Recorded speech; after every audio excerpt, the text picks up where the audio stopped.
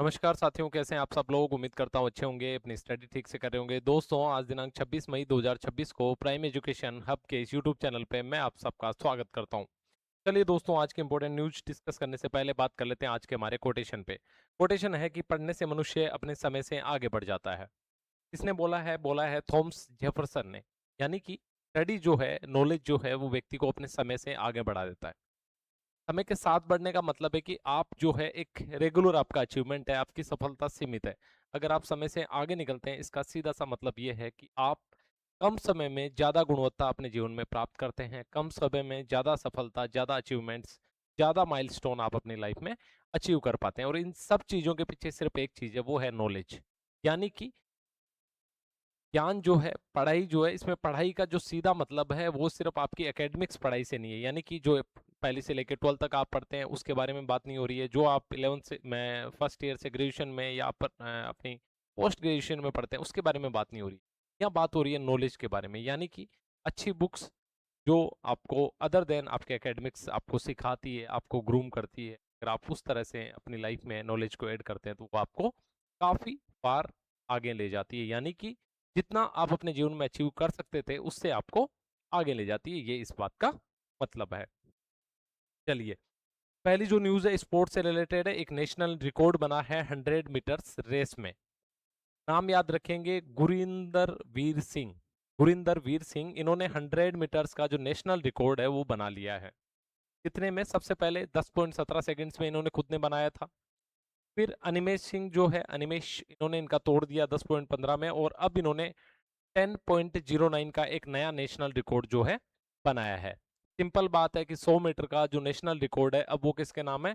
गुरिंदर वीर सिंह के नाम, है ना। ये नाम आप याद रखेंगे, गुरिंदर वीर सिंह। पूछा जा सकता है किसी छोटे वनडे एग्जाम में या आने वाले आरएएस एग्जाम। उसके बाद चाइना जो है, बहुत ज्यादा इंपॉर्टेंट न्यूज नहीं है, लेकिन कई बार मैच द फॉलोइंग और जिस तरह का पैटर्न अभी नया है उसके हिसाब से चेंजोउ 23, ये चीन का एक सबसे लंबा मानवयुक्त मिशन है। आपको याद होगा, मिशन गगनयान जो है भारत लॉन्च करने वाला है, उसके लिए लगातार जो प्रक्षेपण है वो लगातार जारी है। इसी प्रकार चीन का जो है 23 जो मिशन है, नाम है उसका शेंझोउ। ये भी एक मानव मिशन है, यानी कि अंतरिक्ष में मानव को भेजना। लेकिन खास बात क्या, खास बात ये कि ये बहुत लंबा होने वाला है। लगभग 1 साल तक वो वहां पर रह के स्टडी करने वाले हैं। आपको पता होगा, अमेरिका ने भी इस तरह के मिशन हाल ही में लॉन्च किए हैं। स्पेसएक्स जो वहाँ की प्राइवेट कंपनी है, उसने भी इस तरह का मिशन जो है लॉन्च किया है, लेकिन वो ड्यूरेशन थोड़ी कम थी। ये दुनिया में सबसे लंबा जो मिशन है वो लॉन्च करने जा रहे हैं। एक काम की बात है, नीचे चीन का जो तियांग गोंग जो उनका स्पेस स्टेशन है, वहां पे ये लोग स्टे करेंगे। तो आपसे कई बार क्या है, जैसे इंडिया का स्पेस स्टेशन जो बनने जा रहा है या फिर दुनिया का जो वर्ल्ड का स्पेस स्टेशन है उसके बारे में, उसी प्रकार चीन का जो स्पेस स्टेशन है उसका नाम है तियांग गोंग। तो ये नाम आप याद रखेंगे। दूसरी बात, शेंजाओ 23 क्या है? ये चीन का एक मानव मिशन है जो कि अंतरिक्ष की यात्रा करेगा और सबसे लंबा मानव मिशन है। यानी कि 1 साल से ज्यादा ड्यूरेशन तक लगभग वहां पे अंतरिक्ष यात्री रहने वाले हैं। बाकी इसमें कोई एक खास बात नहीं है कि कोई महिला अगर किसी और देश की जा रही है तो हमारे लिए उतनी इंपॉर्टेंस वाली बात नहीं है। अब बात करेंगे हम एनपीटी की, नॉन प्रोलिफरेशन ट्रीटी। देखिए दोस्तों, हुआ क्या था, सेकेंड वर्ल्ड वॉर में जब परमाणु हथियारों का यूज होता है उसके बाद में जो है एक रेस सी लग गई अमेरिका और रूस के बीच में परमाणु हथियार बढ़ाने की। जब ये परमाणु हथियार इस प्रकार से बढ़ रहे थे तो 1970 में एक ट्रीटी की गई, यानी कि treaty on the non proliferation of nuclear weapons.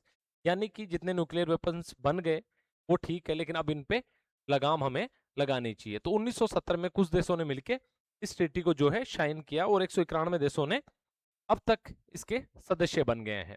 क्या उद्देश्य थे? देखिए, इसके 3 मुख्य उद्देश्य थे। सबसे पहला उद्देश्य, अब जो न्यूक्लियर वेपन है वो नहीं बनने चाहिए। ठीक है, यानी कि नए परमाणु हथियार हासिल नहीं करने चाहिए देशों को ना। अगर जिन देशों के पास परमाणु हथियार है उनको अपना जखीरा जो है परमाणु हथियारों का वो बढ़ाना चाहिए। दूसरा उद्देश्य ये था कि बिजली जैसे सिविल यूज के लिए परमाणु हथियार जो न्यूक्लियर है, परमाणु है, उसका आप प्रयोग कर सकते हैं। तीसरा जो इसका प्रमुख उद्देश्य था वो ये था कि जितने परमाणु हथियार दुनिया में हैं उनको भी कम किया जाना चाहिए, यानी कि निशस्त्रीकरण किया जाना चाहिए। समझ में आई होगी कि 1945 में जब हिरोशिमा और नागासाकी पे बॉम्ब डाला जाता है, उस बॉम्ब के बाद दुनिया में परमाणु हथियारों की रेस छिड़ जाती है। उसमें मुख्य रूप से है अमेरिका और रूस। जो पहले यूएसएसआर था। इस बीच में 1970 में लगभग देशों के कुछ लोग आते हैं, वो बोलते हैं कि परमाणु हथियारों को रोकना जरूरी है, तो एक एनपीटी नाम की ट्रीटी होती है। अब इसके 191 सदस्य देश है। 3 मुख्य उद्देश्य इस ट्रीटी का। सबसे पहली बात कि नए परमाणु हथियार नहीं बनने चाहिए, जो पुराने हैं उनको नष्ट करना है। और तीसरी बात कि परमाणु का जो प्रयोग है सिविल यूज यानी कि बिजली बनाने में किया जा सकता है। अभी क्यों न्यूज में आया है? अभी न्यूज में इसलिए आया है कि समीक्षा बैठक होनी थी संयुक्त राष्ट्र संघ में, किसकी? एनपीटी की। तो उस पर कोई ठोस निर्णय सामने निकल के आया नहीं, क्योंकि आपको पता है अमेरिका और ईरान के बीच में प्रॉब्लम चल रही है। इस चलती हुई प्रॉब्लम की वजह से इस पर्टिकुलर बात पे कोई भी स्पष्ट निर्णय जो है इस बैठक में निकल के नहीं आया। इस बैठक हुई क्योंकि इस वजह से एनपीटी जो है दोबारा चर्चा में आ गया। इसलिए आपके लिए इस संधि को पढ़ना जरूरी है, क्योंकि हो सकता है आने वाले एग्जाम्स में संधि के बारे में पूछा जा सकता है। अब बात करते हैं पद्म पुरस्कार। आपको पता भारत रत्न सबसे बड़ा पुरस्कार है, उसके बाद जो सेकंड नंबर का पुरस्कार है वो पद्म विभूषण है, फिर पद्म भूषण और फिर पद्म श्री। तो हाल ही में घोषणा की गई है और कुछ लोगों को ये अवार्ड जो है अभी मिले हैं। उनमें सबसे इंपॉर्टेंट जो अवार्ड गया है वो हमारे पद्म विभूषण मिला धर्मेंद्र जी को। ये नाम आप याद रखेंगे।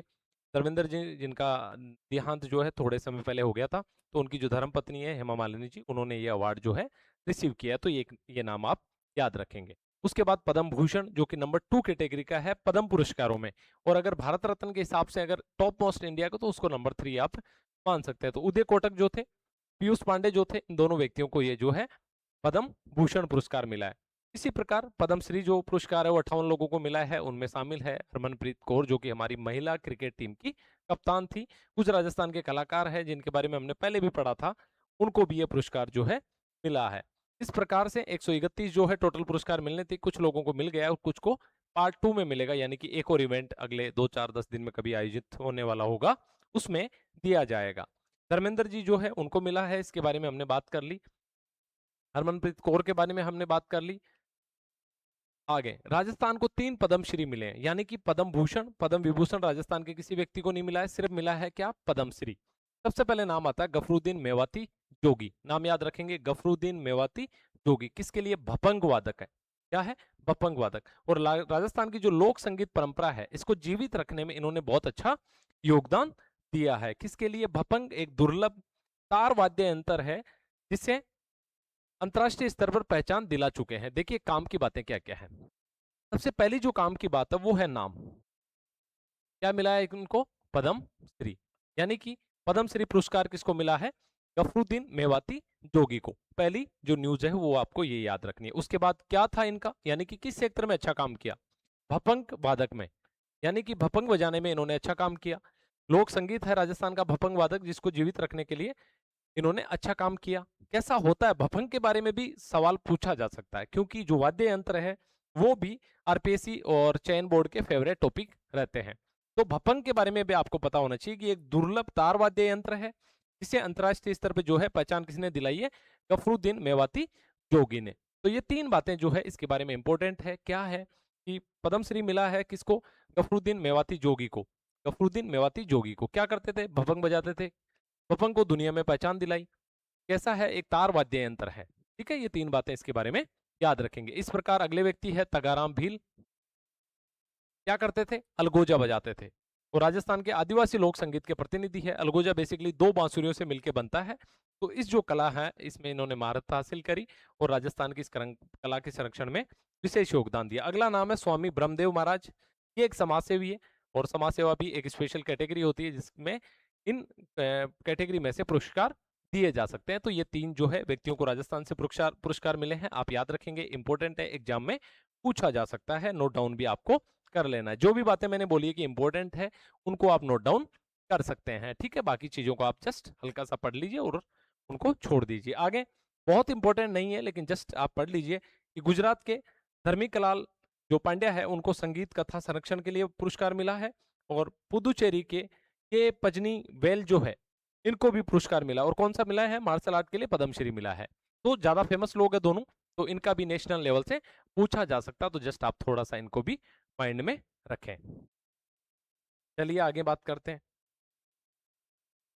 आगे जो बात करते हैं वो है एक हाईकोर्ट का डिसीजन आया है, बहुत ज्यादा इंपॉर्टेंट। उस तरह से एग्जाम में क्वेश्चन बन जाए न्यूज नहीं है, लेकिन थोड़ा सा आपको आइडिया होना चाहिए कि बेसिकली प्रॉब्लम्स क्या होती है।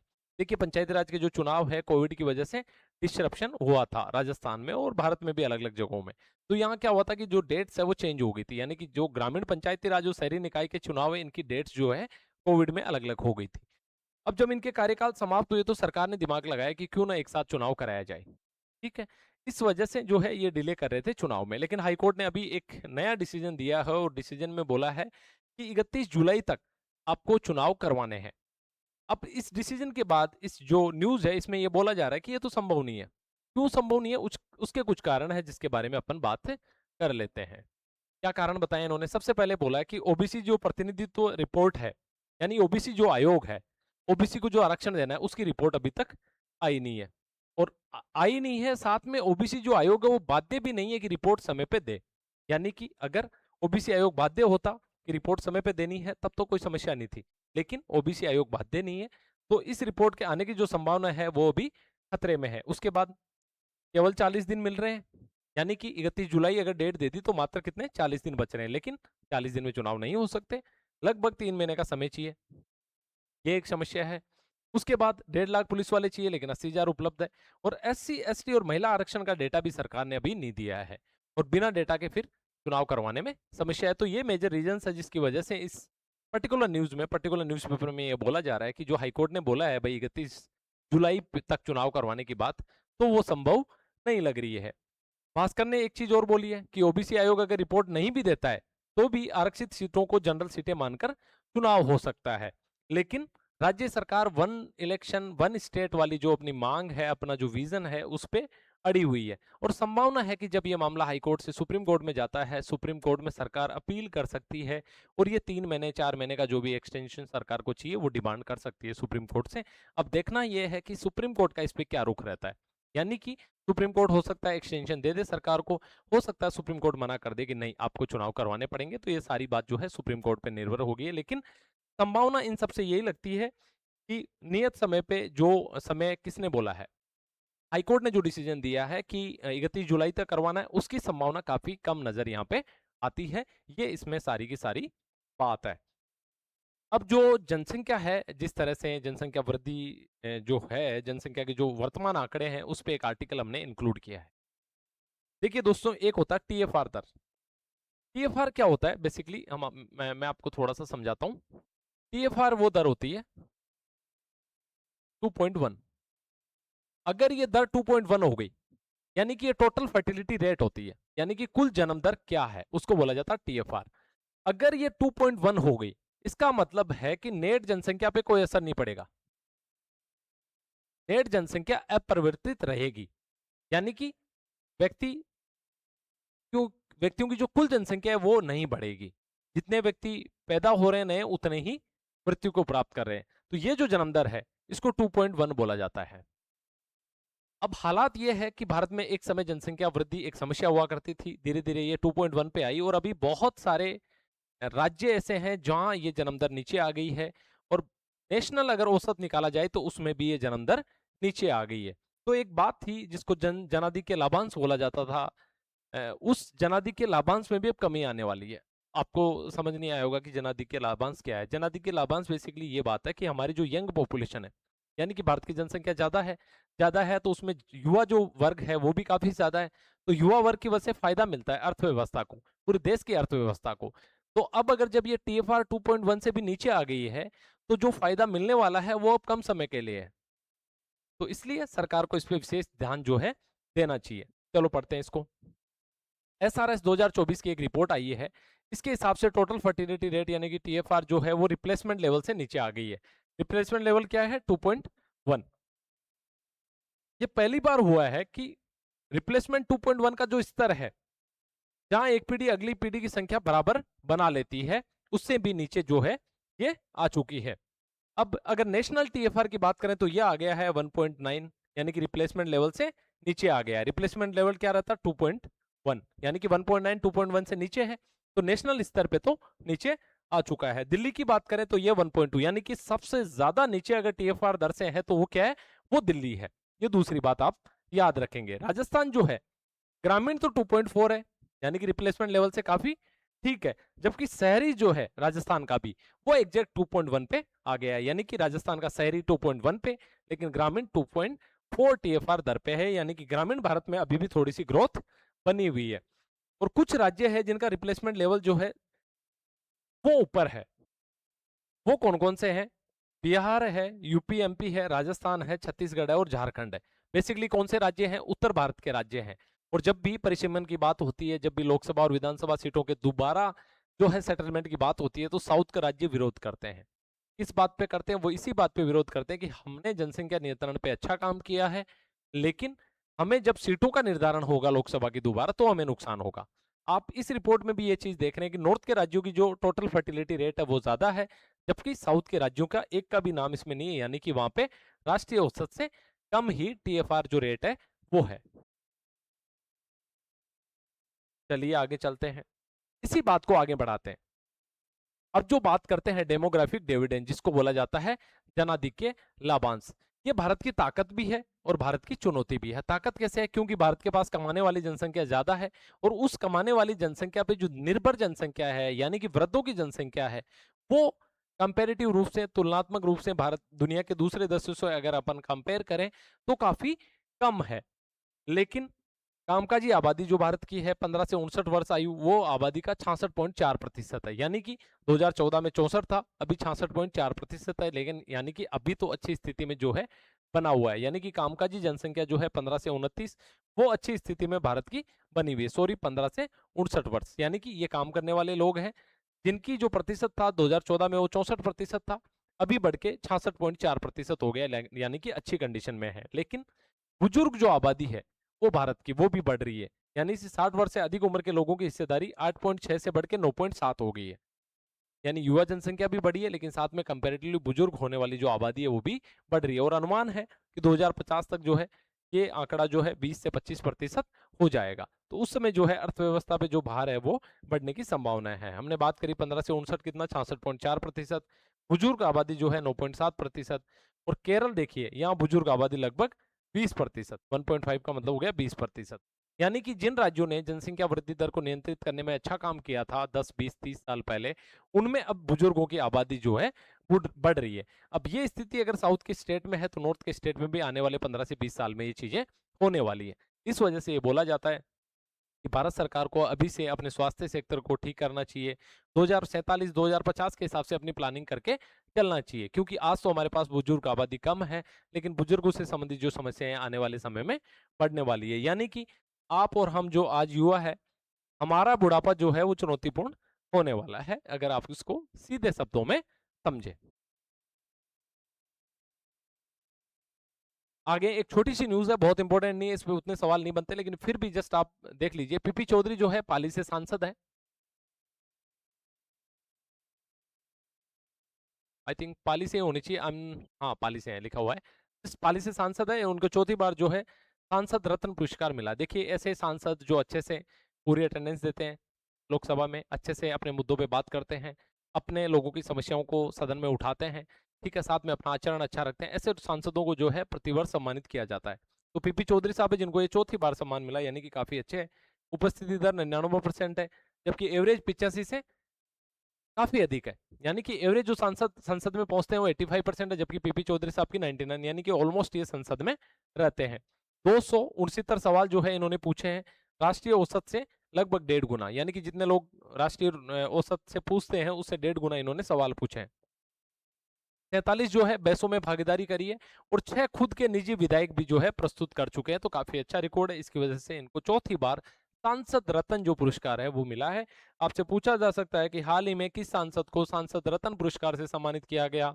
आपका आंसर होना चाहिए पीपी चौधरी। क्या उनको 3 बार सम्मानित किया गया? जी नहीं, उनको चौथी बार जो है ये सम्मान मिला है।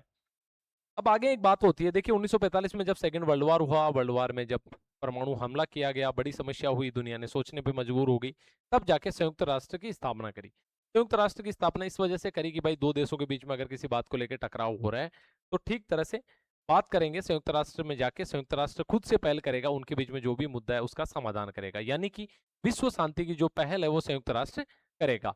लेकिन हाल ही के दिनों में जब आप देख रहे हो, रशिया यूक्रेन युद्ध में कोई सकारात्मक पहल नहीं कर पाया यूएन, ईरान इजराइल यूएस युद्ध में भी कुछ नहीं कर पाया, सिवाय सिर्फ स्टेटमेंट देने के कि शांति से समाधान निकालना चाहिए। तो अब ये बात होना स्वाभाविक है कि यूएन इतना कमजोर कैसे हो गया, कौन से कारण है जिससे यूएन को इतना कमजोर बना दिया और क्या किया जा सकता है, क्या वाकई में अब रिफॉर्म करने का टाइम आ गया है। ये तमाम बातें हैं जिन जो यूएन के बारे में उठ रही है और इन्हीं बातों को लेके ये जो आर्टिकल है ये लिखा गया और हमने इसको इंक्लूड किया है। देखिए, 2 वर्ल्ड वार के बाद ये बातें हमने कर ली। मूल उद्देश्य क्या था? अंतर्राष्ट्रीय शांति, सुरक्षा, अंतर्राष्ट्रीय मानवाधिकारों की स्थापना, आर्थिक विकास करना, पर्यावरण संरक्षण करना। ये जो है प्रमुख कुछ उद्देश्य थे संयुक्त राष्ट्र संघ की स्थापना के पीछे। उसके बाद वर्तमान में रूस यूक्रेन, ये सारी बातें हमने करी कि ये जो युद्ध चल रहे हैं, इन युद्धों में बहुत अच्छा जो एक सकारात्मक भूमिका निभानी चाहिए थी, वो नहीं निभा पाया। कौन? यूनाइटेड नेशन, संयुक्त राष्ट्र संघ। अब सुधार की जरूरत क्यों है? क्योंकि इसमें एक जो हमने पहले पढ़ा था सुरक्षा परिषद है, 5 देश है उसमें और उन पांचों देशों के पास वीटो है। वीटो का मतलब हो गया कि कोई भी प्रस्ताव जैसे भी संयुक्त राष्ट्र संघ सुरक्षा परिषद में जाता है, उस प्रस्ताव पे अगर इनमें से 5 में से कोई भी एक देश अगेंस्ट में खड़ा हो जाता है, बात को अपना वोट उसके अगेंस्ट में देता है, तो वो प्रस्ताव गिर जाता है, यानी कि वीटो पावर है। वो कौन से देश है? वो देश है अमेरिका, इंग्लैंड, चीन, फ्रांस और आपका रूस। अब ये जो व्यवस्था थी ये 1950 के दशक की थी। अब दुनिया बदल चुकी है। अब भारत जैसे देश इसमें आगे आ गए। पूरे के पूरे अफ्रीका से कोई भी प्रतिनिधित्व नहीं है, यानी कि पूरे अफ्रीका महाद्वीप से नीचे साउथ अमेरिका जो महाद्वीप है वहां से कोई प्रतिनिधित्व नहीं है। तो एक मांग जो है नए सिरे से उठने लगी है कि इसका जो है रिफॉर्म किया जाना चाहिए।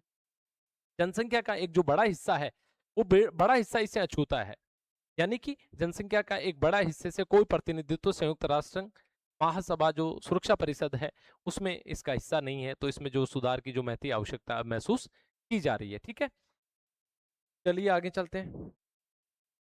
अब आगे ये जो 3 युद्ध हैं इनमें कोई इनकी भूमिका नहीं है। दक्षिण अफ्रीका ने एक प्रयास किया था, एक शांति प्रस्ताव, एक मुकदमा जो है अंतर्राष्ट्रीय न्यायालय में प्रस्तुत किया, लेकिन उसका भी कोई बहुत कुछ निकल के नहीं आया है। यानी कि जो ये समस्या है ये काफी बड़ी है और अंतर्राष्ट्रीय जो शांति में जिस उद्देश्य से इसको बनाया गया था उसको जो टैकल करने में पूरी तरह विफल जो है संयुक्त राष्ट्र संघ हो रहा है। ये बात आपको पता होनी चाहिए। इससे रिलेटेड जब भी कोई क्वेश्चन पूछा जाएगा तो आपको इसी थीम पे जो है अपना जवाब देना चाहिए।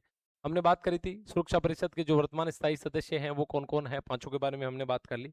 और भारत जो है वो भी मजबूती से अपनी मांग जो है उठा रहा है लगातार लंबे समय से कि भाई मुझे सुरक्षा परिषद का स्थायी सदस्य बनाइए। क्यों? क्योंकि मेरे पास बहुत बड़ी आबादी है, दुनिया की लगभग 16 से 20% जो आबादी है हमारे पास है। अच्छा भूभाग है, पूरी दुनिया में अच्छे खोज के लिए हम जाने जाते हैं। ठीक है, दुनिया की शांति स्थापना में भी ये महत्वपूर्ण रोल अदा करते हैं। दुनिया की सबसे तेज गति से आगे बढ़ती हुई अर्थव्यवस्था है। ऐसे तमाम रीजन है जो ये दावा पेश करते हैं कि भारत को भी स्थायी सदस्य बनाया जाना चाहिए।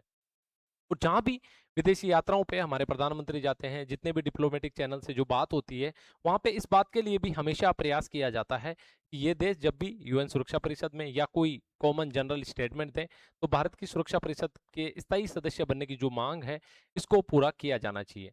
इस पूरी की पूरी जो प्रोसेस है, देखिए 1960 के दशक में भारत को स्थायी सदस्यता मिल रही थी, लेकिन हमारे जो भूतपूर्व प्रधानमंत्री जवाहरलाल नेहरू साहब है उन्होंने कहा कि नहीं, चीन हमारा अच्छा दोस्त है, आप इनको दे दीजिए। और उसके बाद चीन ने जो दोस्ती थी वो ज़्यादा दिनों तक निभाई नहीं। वो तमाम है, आप इतिहास में पढ़ेंगे। लेकिन वर्तमान समय में ये है कि भारत का जो दावा है वो काफ़ी मजबूत है। लेकिन देखते हैं आने वाले समय में भारत इसको कैसे डिप्लोमेटिक चैनल से आगे लेके जाता है।